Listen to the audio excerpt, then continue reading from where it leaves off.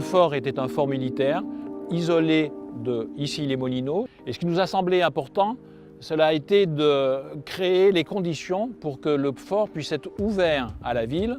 On a cherché à créer une place publique qui se trouve au cœur du quartier, sur la partie ouverte vers Paris, qui est un grand bâtiment avec 2 bras. Et autour de cette place, nous avons proposé de créer des immeubles villas, des immeubles plus modestes, construits dans un parc, dans un verger, qui sont posés un peu comme des pétales. La forme est très caractéristique, ce sont des ovales. Donc l'idée ici, c'est de créer une densité qui ne soit pas perceptible.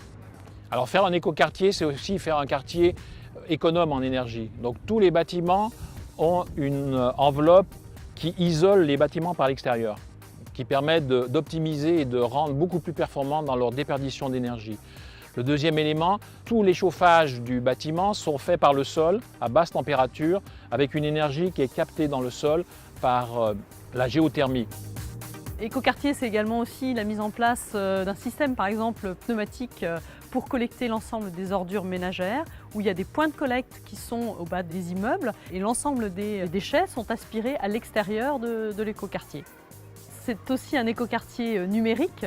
Donc d'ailleurs, les objectifs, quand on avait lancé le projet il y a plus de 10 ans, c'était de faire une référence numérique et digitale numéro 1. Déjà à l'intérieur des logements, chaque habitant a des équipements de première génération pour contrôler sa consommation électrique.